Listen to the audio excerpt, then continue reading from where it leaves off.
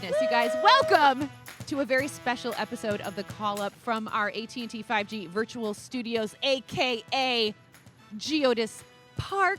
Are you kidding me? This is the brand new, beautiful home of Nashville SC that is opening up this weekend as Nashville SC will take on the Philadelphia Union. And Jill, I have goosebumps. I have so many goosebumps because You do.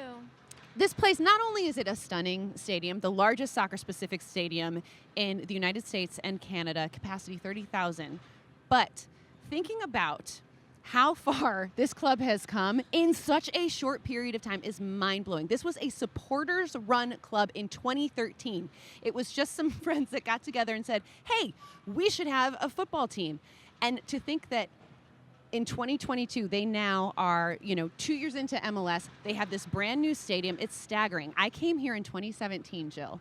This was when they had a bid to become an MLS team. So they weren't even announced yet.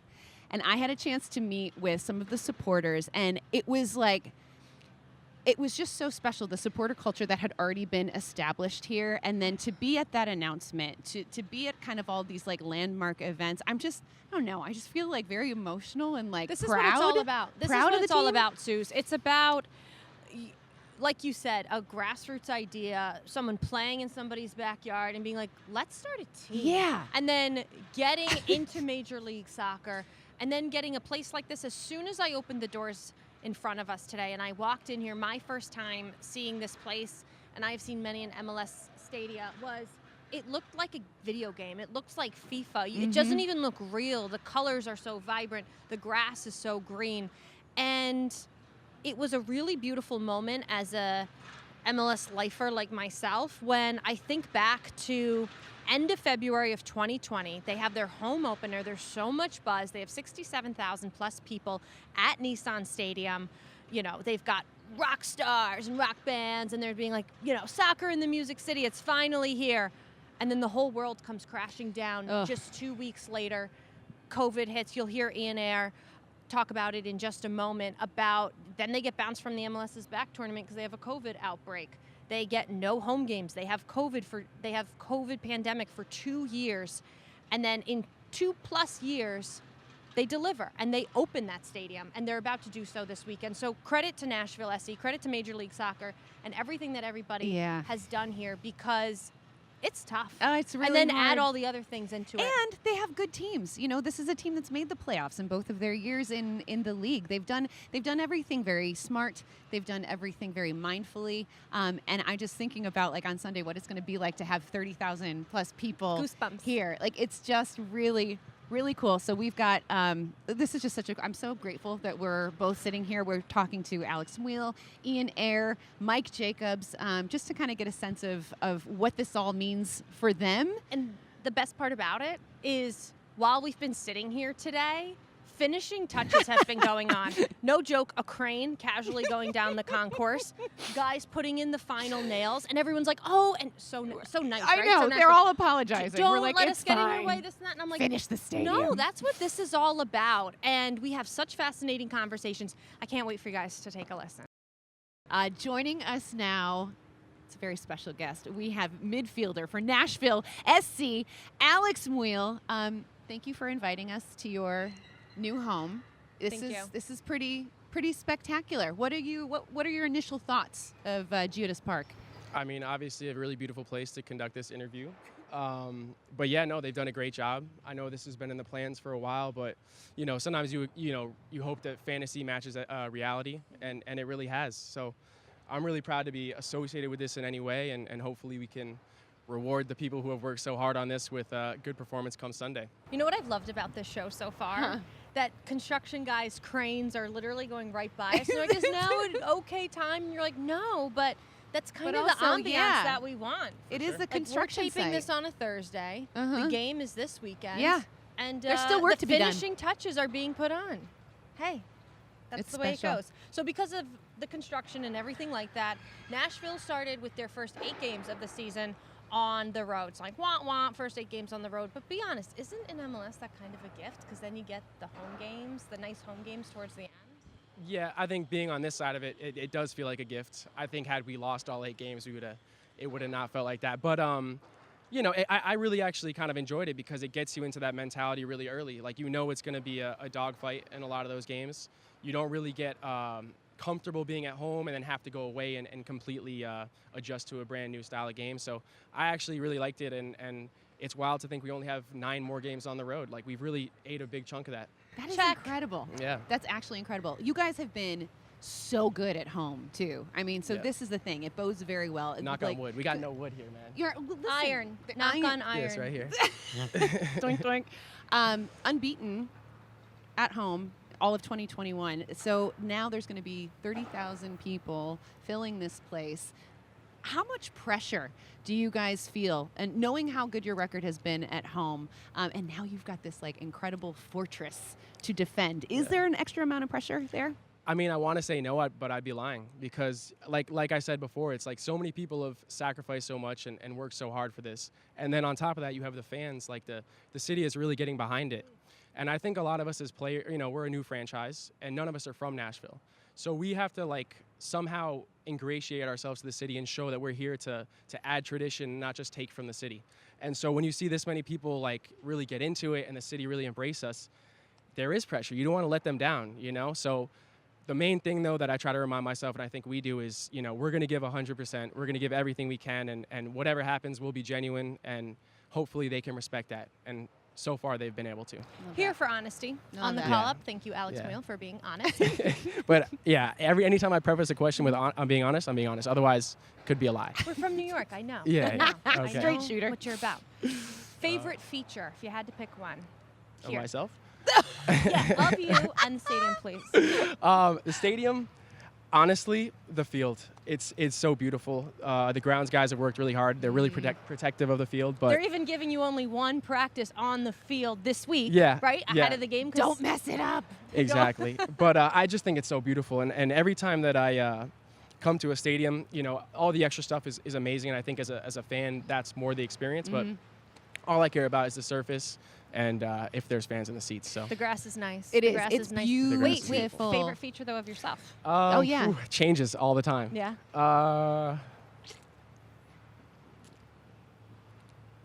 I'm just really humble.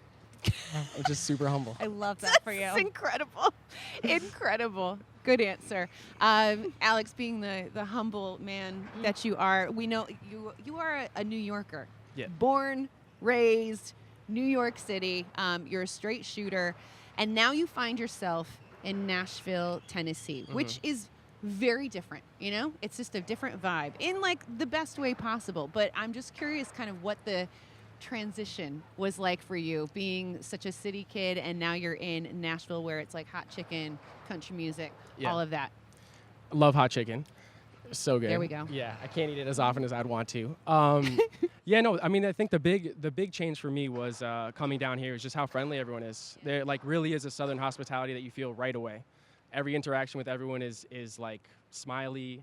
You walk down the street, people smile, you say hello, which is definitely a big switch up. If you do that in New York, you're gonna get punched. yeah, people are gonna think you're crazy Yeah. or want something from them. Yeah. So I'm doing it now too, which is great too. It like really rubs off on you. Do you come home and they're like, What is chill? going on? Yeah, for sure. And they're Chill. like, dude, why are you trying to talk with a Southern accent? Like, that's Do not you have your. a twang? I think I kind of. Oh, when I go to God. New York, here I don't. In New York, I do. Oh, that's Um, amazing. But the big switch up also is driving everywhere.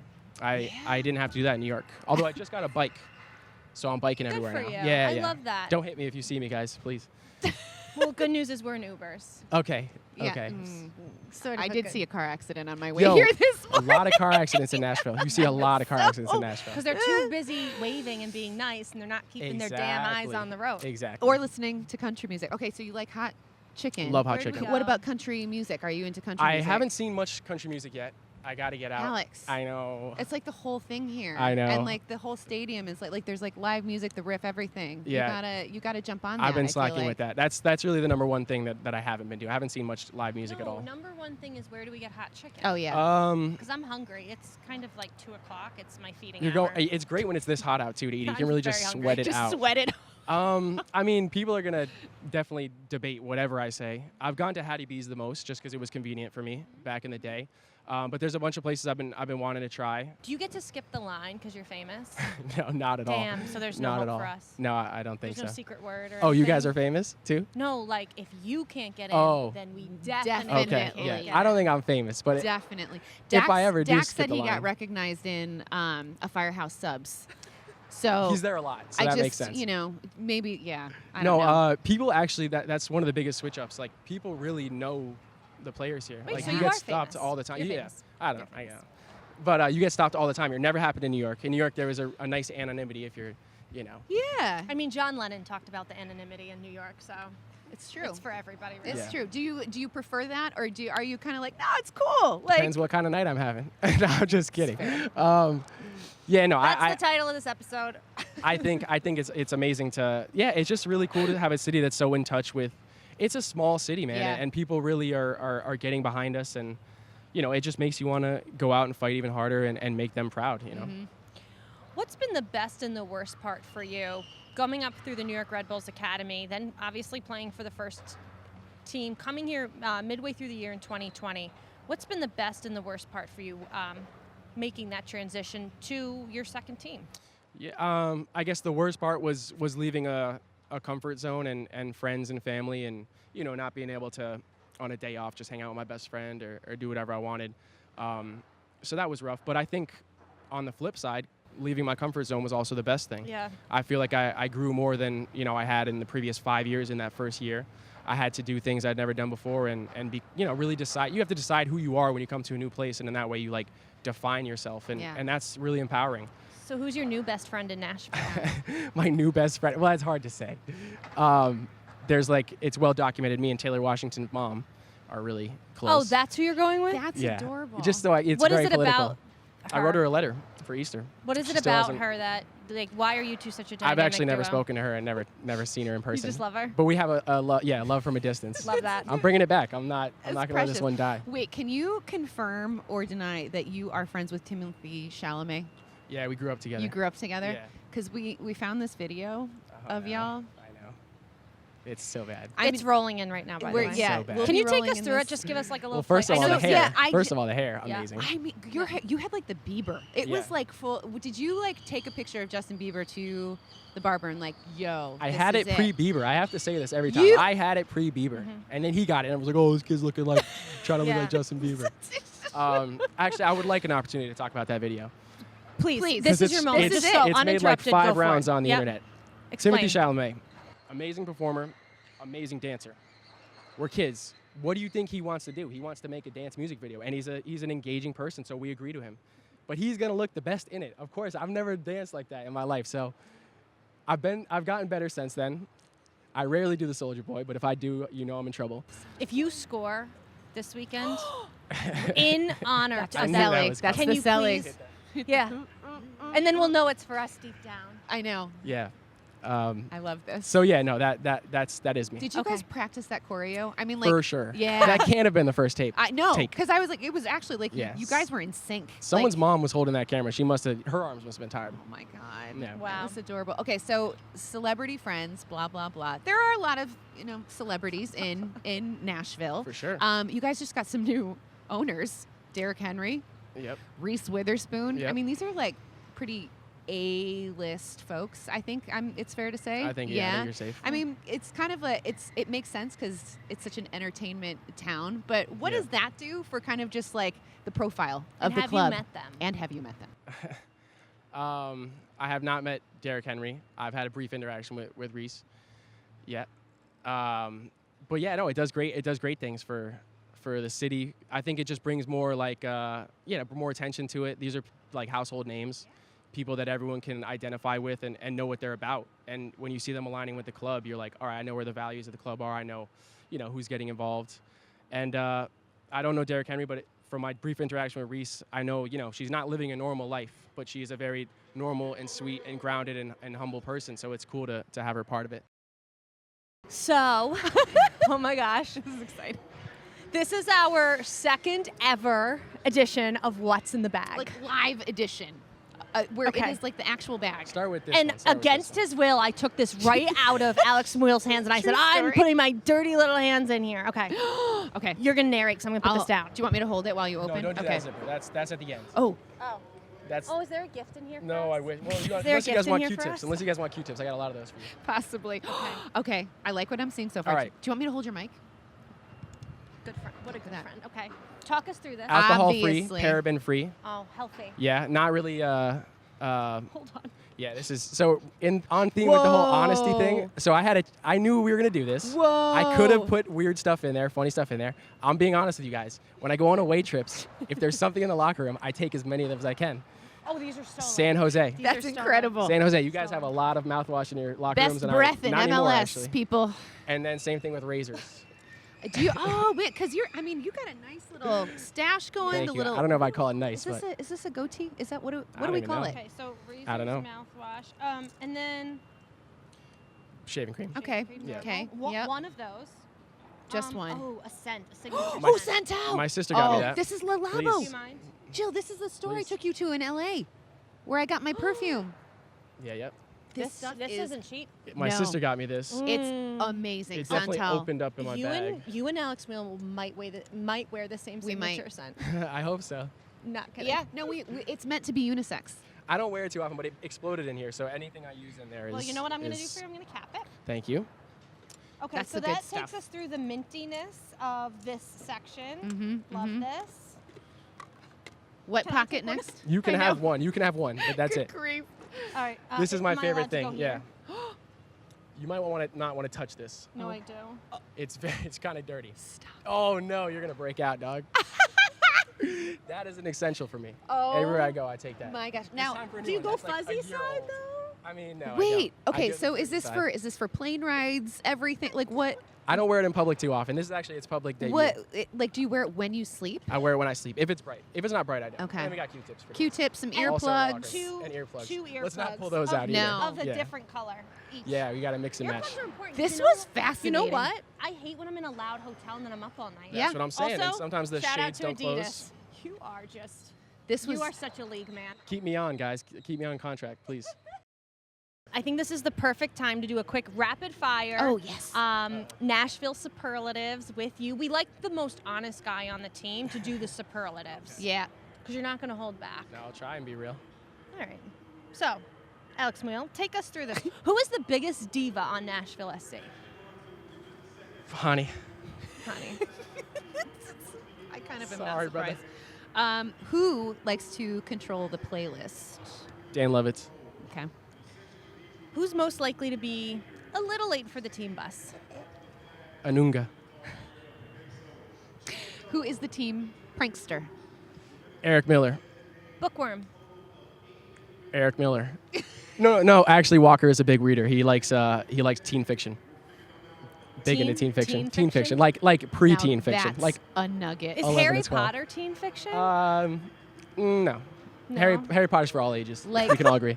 like Divergent and all of those. Oh, I don't series? know, but Yeah. I know when But we he had- lent me a book, and I've heard it's really good, so I'm excited to Okay. get into It's it. about like dragons. You'll have and to stuff. Yeah, I think Yeah. everybody at least 2 dragons in it. Love dragons. Who is planning the MLS Cup after party after you guys win? Dan Lovitz. Who's Man. the Dan Lovitz. scariest? Who do you not want to tick off? I don't like when Godoy gets mad at me. That hurts. Ball? Yeah. Little hot-headed? Yeah. No, I don't want to let him down. Okay. Oh. You know? Wait, Yeah. That's actually, Adorable. that's really, really I respect him sweet. so much. Aw. Before we let you go, we want to know, because we saw the between the posts or whatever Yeah, it yeah. was with Dan. Are we on par with Dan Lovitz in terms of our interviewing skills? I'll say it's better. Much better. That's a relief. Much better. We That's a are relief. full-time reporters, so Thank God.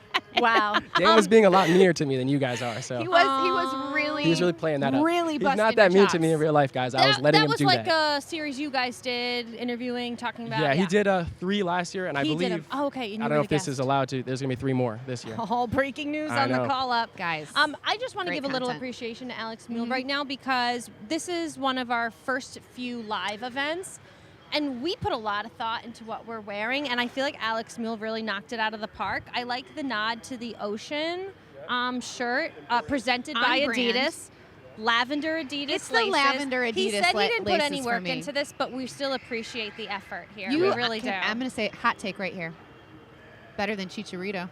On the day, yes. Better than Chicharito. Okay. Chicharito was forced to wear a warm-up top He was. that he didn't know about. Which I think he was probably embarrassed about, but whatever. Alex Muyl brought it today.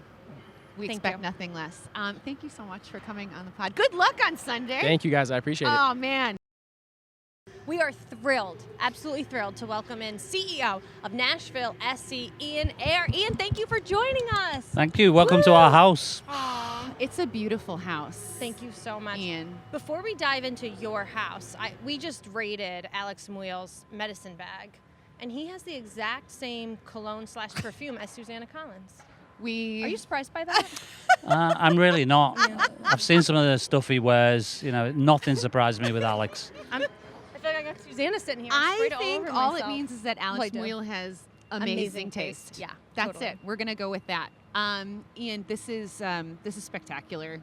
GEODIS Park is really it's just a stunning stadium. I was here a couple weeks ago, and we talked, and it was still kind of the final pieces were still kind of coming together. But now that we are literally days away from this home opener, what are kind of the emotions that you're experiencing at this point?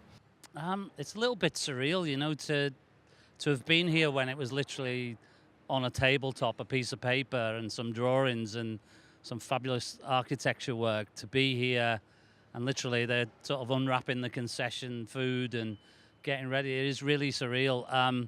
I think I'm most excited about the fact that so many people did so much to create this, and now it's home, like it's our house. And so that's going to be incredible. You've faced so many moments in your career. You know, CEO at Liverpool, we're going to get into that. CEO at Nashville now since 2018. But no one could have expected the curveball that you all in particular got in 2020, which was a worldwide pandemic. You have this incredible home opener at Nissan Stadium. I was there, 67,000 plus people. You're ready to rock. 2 weeks later, the entire world shuts down. Here you are, a little over 2 years later, and this happens. Where in challenges did the last 2 years rank for you and all that you've done, and what was unique about it?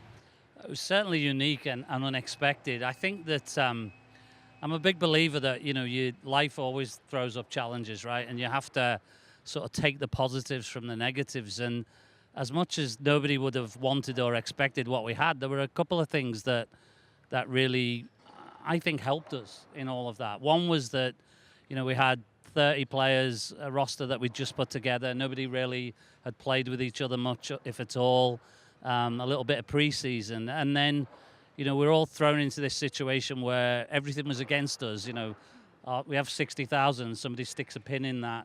You know, we then have COVID, so we all go home. But the players were kind of getting used to knowing each other in online training or practice. Then we come back for Orlando, and somebody sticks a pin in that, and we have a big outbreak. We get kicked out of the tournament, and so it seemed to continue. And a tornado. And a tornado. Remember? Yeah. Gosh. We forgot about the tornado. Well, Yeah, that was horrific. It was but right before COVID. absolutely. Oh, man. And so What a year. we kept having all these challenges, but in like this sort of weird way, it kind of galvanized everyone. It was like, it's like that thing of everyone's against you. So like, you know, you rally together and fight together. And of course that manifests itself into an amazing season. And then on the stadium, the same. You know, when we were digging this big hole that is the lower bowl here and hauling out thousands of tons of rock, there was no traffic on the roads. So we had like 100 trucks a day taking, you know, dirt away from here and then bringing in steel and concrete. And we were able to do that when there was no traffic on the road. And there isn't really traffic in Nashville, but people will tell you there is. If you've lived in Hong Kong or London or LA, You're then like, there is no or New traffic York. in Nashville. Yeah. Nah. Ian, you, as Jill mentioned, former CEO of Liverpool. We've talked about our shared love of the team. Anfield is like one of these it's sacred. It's sacred ground in soccer. But when you think about some of like those important stadiums in Europe, how do you think GEODIS Park compares? I don't think you can compare. I think when we started the design and the thinking about this place, one of the words that kept coming up was authentic. So, you know, 4 unique stands, which is a very soccer, historic, authentic soccer feel, big supporters section, important. And then the choice of materials actually for this neighborhood, brick and wood and steel, which isn't everyone's choice, but we thought was great for here. I think we can only really answer that question in 25 years, if we make it one of those places in soccer that people really love to talk about. And I was lucky, as you said, I've been a Liverpool fan my whole life, so, Anfield. But also, when I worked for Fenway Sports Group, Fenway Park, same thing, very historic, very unique, very authentic to that sport. And so, I hope we've captured all of those cool things that you expect, and I hope it becomes one of those iconic venues, but only time will tell with that. But it certainly looks the part, I would say. Cathedrals to the game. Stunning. We'll see. I love what I've seen so far, and Suzanne and I were having the conversation, so we have to ask you, pick one. What is your favorite thing about this stadium? That it's finished. That's a good answer. It's been a long old journey and a lot of sleepless nights, I would say. So, yeah, that's my favorite bit. My second favorite part would be, would probably be the supporters section, honestly, just because I really didn't know what to expect when I came here to build a whole franchise and team from relatively little, and the one thing that you can never know is, will people show up, and the supporters, as you call it here in the US, but fans, the more ardent fans, like, what will they be like, and how will that come together? And I have to say, it's the one piece that we have no control over. I think that's important as well. I think it has to be organic. And when you support a team from the Premier League or Bundesliga, those teams have been around hundreds of years. So nobody's really around from when that started. So nobody really can tell you how it all came together. But to be here and watch it happen, I'm so pleased that we gave them what they need, their own place, all standing, their own bar, TIFO pulley system, all of the important stuff that you need. To your point, you had no control over the fact that on day one, a man dressed as Moses was going to walk in, and then it just works. No, somebody much bigger than me, I think, invented Moses. Yeah. But no, really, I mean, that's a great sort of example of the sort of thing that you can't, it's organic. You can't legislate for. It's organic, which makes it more authentic. And what an incredible journey he's had, and we'll see him part in the ways down the centre. Spoiler alert. The visual. Spoiler alert, fans at home, next week. That's all I'm going to say. It's coming. Ian, let's talk about you, because you have had, you've lived an extraordinary life, had an extraordinary career. And I'm just curious, as a young lad in Liverpool, what were your earliest, your earliest soccer memories? Like, where did the love start for you? Well, my funniest one probably was, I think I was 7. I remember my first game at Anfield. So my dad took me in what was the old Cop, all standing, 24,000, I think it held. Crazy. And I remember it was against West Ham United.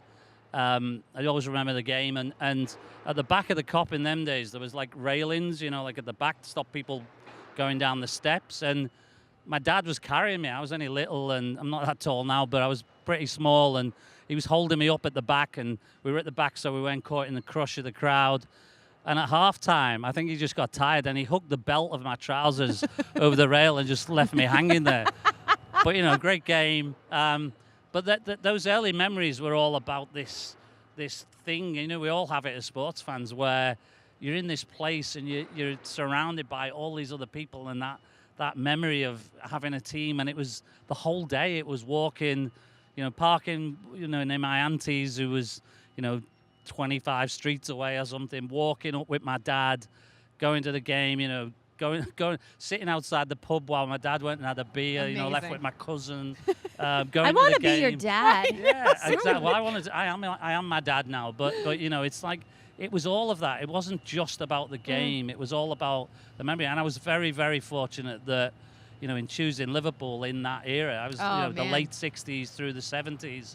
I mean, they were crushing it, a bit like they are now. But it was just such a great memory. And I fell in love with this sport, and then went over all over the world, working in sports and working in teams, and so incredible. What are the odds that somebody that grows up so little that they have to be carried around, that they end up getting to be the CEO for their boyhood club? Oh, I know. I remember. Is there anybody else that you know that has? I don't know. I remember when they rang me and offered me the job. I was living in Malaysia, and I rang my dad. Doing what in Malaysia? Can I ask? So I ran a sports agency, and which I was an investor in. I rang my dad and I said, great news, I'm coming home. He's like, oh, okay.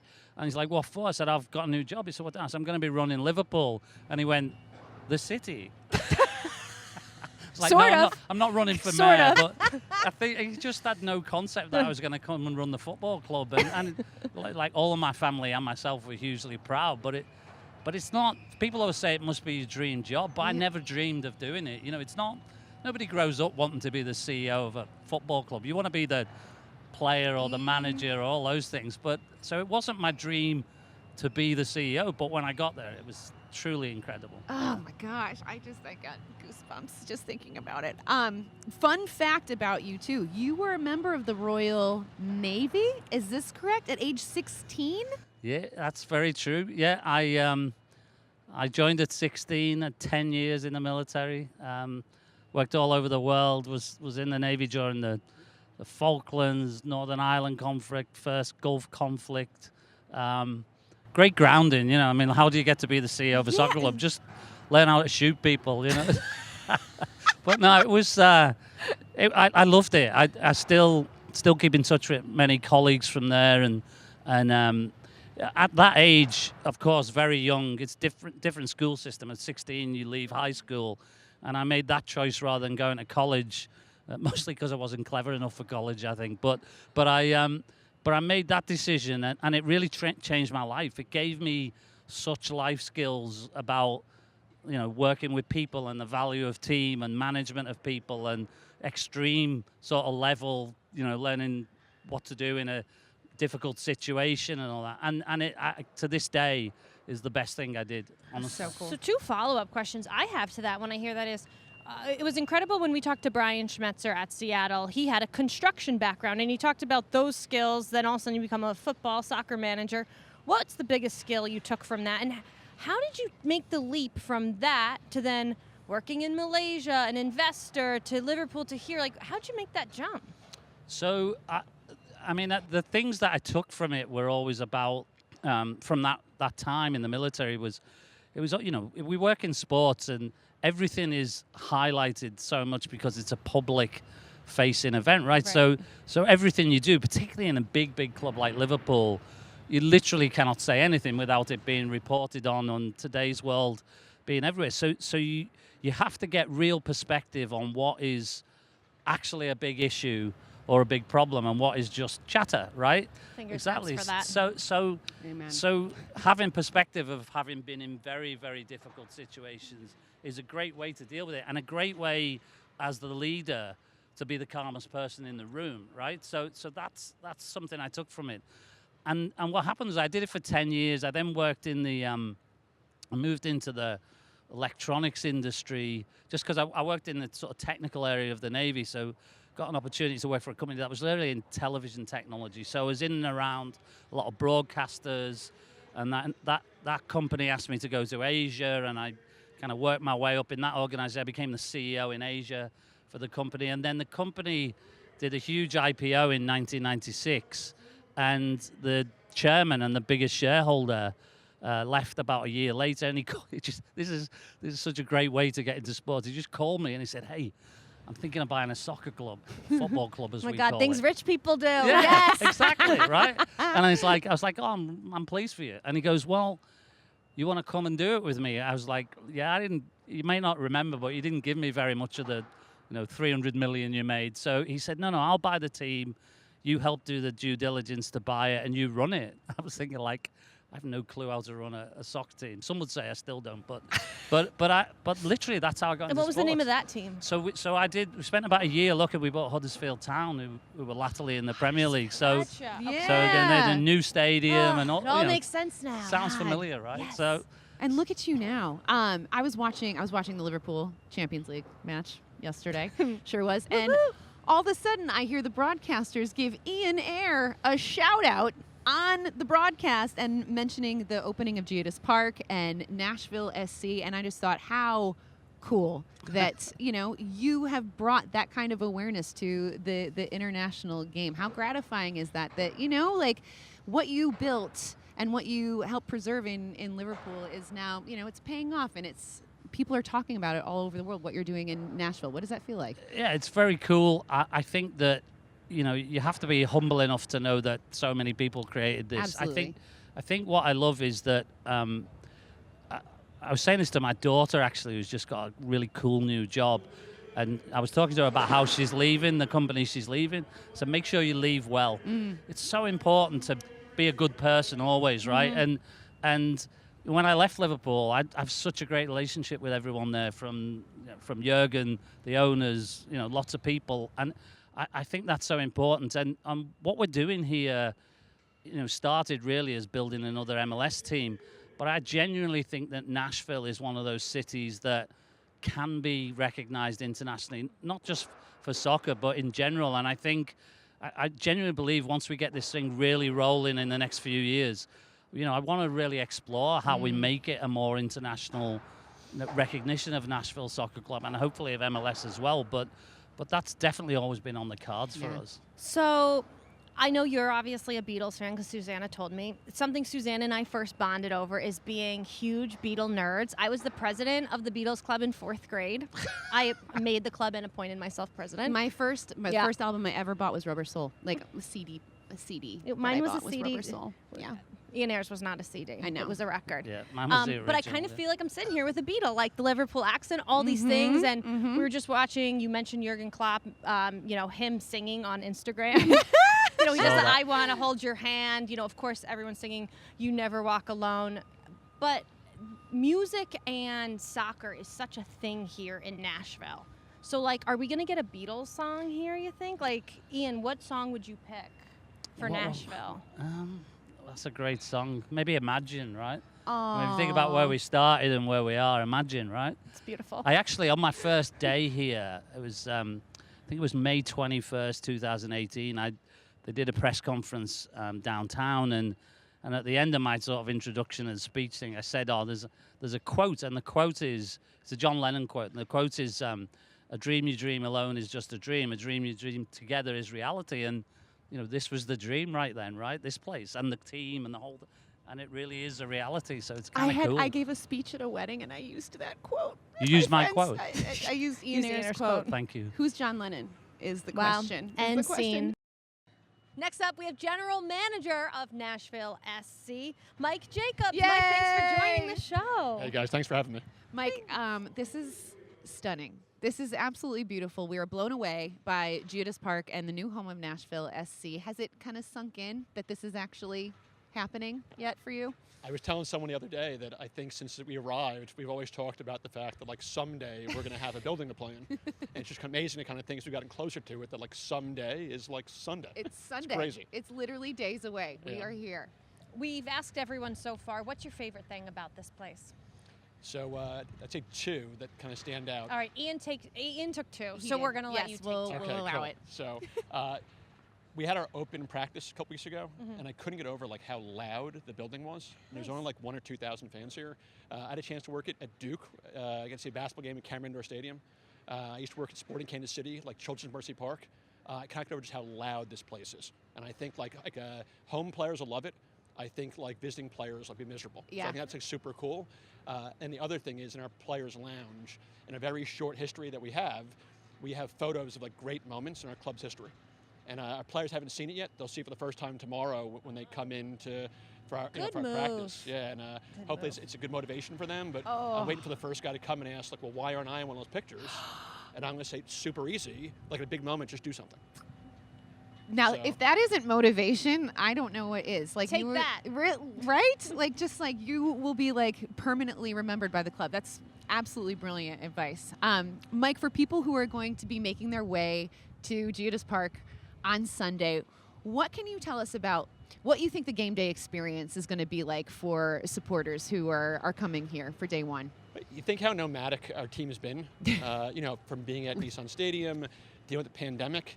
And I think, for a very young club to have such a rabid fan base already, I think the idea of what's going to happen on Sunday, where the building and a place for our players to play is awesome. But to me, it's like a symbol of like what this is for our city and for our club. And I think for these fans to have a home is going to be unbelievable. And I think people be surprised about is how early the party's going to start. I talked to Gary Are you about going to be this. surprised we're in Nashville? Probably not. We are close enough to Broadway, and we're obviously a music city. But even talked with Gary about like for our players, not underestimating how early to try to get here, because I think it's just going to be jammed up trying to get here because everyone's going to be kind of coming in mass. What time are you getting here? I'll be here probably between 9 and 10. Okay. Yeah. Early start. Yeah. Early I like to start. get here early, kind of like usually when no one's around. But Right. I think it'll be packed already. I think. Love it. Well, Mike, let's talk a little bit about you, because you are a New York native from Tappan Zee, which is just not far from where. It's the Hudson Valley. I'm also Jill. from the Hudson Valley. I'm from the Poughkeepsie area. We're in Poughkeepsie. Shout out to Millbrook, New York. Hey, Oh wow. Millbrook, New Yeah. York. My college roommate teaches at Carmel High School. Oh, okay. Is that a rival? Same circle. We did play them in soccer, yes. Okay. Rival, I don't know. But I was reading an interview that you did, and you had said that at a very young age, you knew that you wanted to run a professional sports team. And I'm just very curious how you knew that at such a young age and kind of where that came from. Growing up in New York, I think waking up in the morning, come down the steps, the house. My father, who was a junior high school basketball coach in the South Bronx, he always had What school? IS 183, Paul Okay. Robeson. All right. Is that So- Luz? No. No. Just checking. It was in the shadows of Yankee Stadium. It was He's super Cardinal. close. He's Cardinal Hayes. Got it. Close. No, sorry, Cardinal Spellman. My bad. Keep going. But come down the steps every morning. He always had all the papers: Daily News, the New York Post, New York Times, the local paper, the Journal News, and I think we were always kind of combing through the box scores, for every sport. And I think he was always like super inquisitive about not just like who was good, but like why teams won. I think I was always really intrigued by that, and where I played soccer growing up, played some other sports growing up. Played soccer in college at Pace University, and I think even though I enjoyed playing, I think my father having coached, both my parents being teachers, I think I always kind of knew I'd be involved in some capacity doing that. And I think got into coaching at a very early age. I was 24 when I first got my first head coaching job in college at Iona College, and I think back then I always thought I loved the coaching, and I think over time when I came to appreciate was I think I liked coaching, but I loved building teams. Going from being a head coach in college, then being an assistant at a school like Duke, the opportunity to not only recruit the best players in the country, but the chance to really kind of put together the thoughts about like what pieces kind of fit to make a good team. And I think at that point, I just kind of knew this is what I want to do. So then I have to ask you, as a Knicks fan, how do you fix the New York Knicks? I'm dead serious. And this is all love for the Knicks. I covered them for years. Yeah. Covered their one playoff run. But it's been hard days. Well, they've had one, but then go back 2013, covered that. Yeah, as a one. GM, It's just, what do you do? How do you come on. fix it? What are we going to do for the Knicks? I'm a diehard Knickerbockers fan. My son rises and sets by that. It's a guilty pleasure. I think this year, I saw 77 of the 82 games live on like either MSG Go or on NBA League Pass. Now you're talking my language. Yeah, so look, Go. for the Knicks to kind of get fixed, so much about what they're doing or not doing, I think comes down to maybe similar with us, like building a team. I think it's cohesion. It's trying to find pieces that fit together, and I think maybe first looking at who the key core guys, whether it's R.J. Barrett, whether it's IQ, whether it's Obi or Julius Randle, is a decision he made there. But I think that's trying to find the right pieces to complement those guys. Who would There you you pick go. if you could go for one guy? Just curious. If you go for one guy in the league that you'd love to see come to the Knicks. I mean, any player in the league? Yeah. John Morant, for sure. I mean, he is exciting. He is Madison Avenue. I mean, he would kill it in New York. He would actually Yeah. kill it He in is New fun. York. Oh my God. Did you see that dunk the other night? I did. I died. I literally died. I did. It's so interesting, Mike, because the way you're talking about sort of like how much you loved the piece building a team and like putting those pieces together. I mean, we have seen sort of it in person on the field. It's what you have done at Nashville in such a short period of time is nothing short of remarkable. And so, just kind of picking your brain a little bit as the GM, what would you say is probably like the most important thing when you're thinking about like team cohesion and what pieces are going to fit? Like, what's the sort of number one on your list? I think the idea of collecting good players, I think in a day and age of fantasy football and FIFA and Madden, I think the idea, most people just think, let's just grab 11 good players. And it's like the whole adage, like it's not about the 11 best players, it's the 11 who play the best together. Right? So I think trying to find the idea of cohesion, what pieces fit, and I think what I was intrigued about is like what makes pieces fit together. You look at like our first 2 years, Annabelle Godoy and Dax McCarty, had never played together before coming to Nashville. They ironically played against each other when the U.S. played Panama at Nissan Stadium in a Gold Cup years ago. But for us, we just kind of thought like how they both played. You know, Dax was always so active in like forward passes after recovery, like winning balls and like starting counterattacks. Annabelle was always so good in like connecting passes in possession. We kind of thought their games would fit together. Annabelle being left-footed, Dax being right-footed. You know, both were kind of guys like they both could play on both sides of the ball. We just kind of thought like their games would mesh together. And you know, I think we're very fortunate that it worked out so well. And you see guys like Sean Davis and Brian Nunga coming in, you know, and they just, you know, they follow suit because they have some of the same intangibles those other guys had. That type of puzzle pieces, I know you mentioned your dad and your upbringing. A little birdie told us a very cute story about how you mentioned looking at those kind of box scores and clippings and that you saved when you got the job here, your name being announced here in Nashville. So very cool. But when you talk about that puzzle piece making, who did you get that from? That's what makes a good team. Well, what I always think is interesting when you think about the idea about being a front office executive in any sport, how few people who are doing that have experienced coaching as well. You know, I think the idea about how pieces fit together, again, you know, look, so that's the coaching background, I think that helps, you know, and I think like, you know, we are as data-driven and data-informed as any club, but there's got to be a marriage between the two. You know, it's, there's never a decision we're making just like because the numbers say. Yeah. You know, and I think sometimes you have two extremes. You have those kind of like the old school and just kind of wing it, you know, like based on like their own eyes. And I've never been around anybody whose eyes are that good that they can just pick and price tag. Yeah, you know, like, you know, and then you have those who go on the other extreme and say the numbers say, so we must do.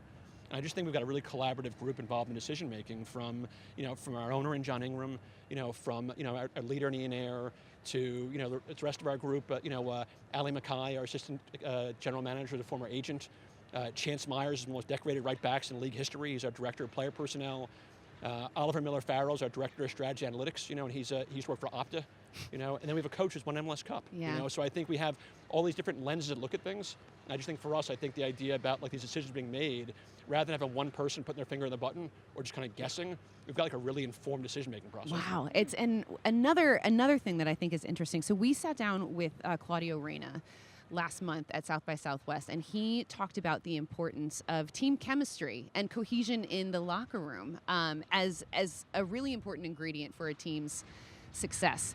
And when we look at the Nashville SC roster, these are good dudes, you know, like top to bottom, like all just like You'd really let a lot of them babysit your yes, kids. absolutely, like good human beings. I would. And I'm curious, you know, the way you're kind of talking about and all these different pieces fitting together, where does that fit in for you? Because it seems like it is such a good, solid group that gets along. They play for each other. Well, it's kind of ironic too, because, you know, we try to collect a group of guys on the field, have this chip on the shoulder, a bit of a swagger to them, you know. I mean, you guys are friends with Dax, right? There's no one who hasn't kicked before, you know. Like, we want a team of guys like that. We are friends with them. Yeah, that are just like awful to play against, you know. But the irony is, I think we placed a high premium on guys' character, and I think the domestic player, two players with experience in our league. You know, they understand the rigors of how hard it is, the challenges of how vast our country is with travel. Maybe it's language barriers, having players who speak primarily English and Spanish. A lot of people who are bilingual in our locker room also, you know, so they can all communicate with each other. But I think having guys that we thought like were leaders in previous lives, either in different locker rooms, different times, being a leader isn't just about shouting instructions. It's also knowing how to buy in, it's knowing how to follow, and kind of how to fit together. Mike, how do you vet that? How do you vet that? I know it's all like talking to his agent, this and that. Do you pick up the phone and call that person? Do you call people that know him? How do you vet that you're getting a good person?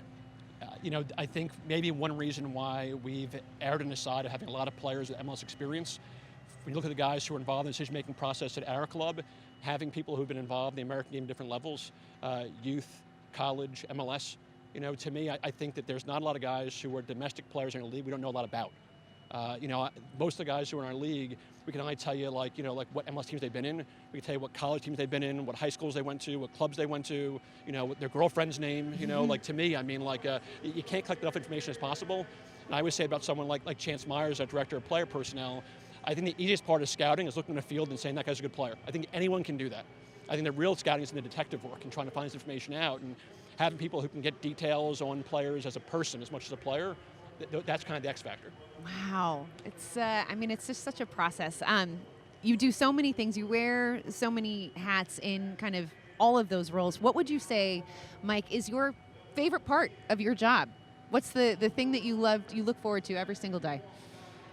I think the first time someone plays a home game for our team, Someone like Sean Davis is approaching his first match here. But I think about even after our first match and seeing guys like Walker or Hani come in the locker room and seeing how appreciative they are of being here.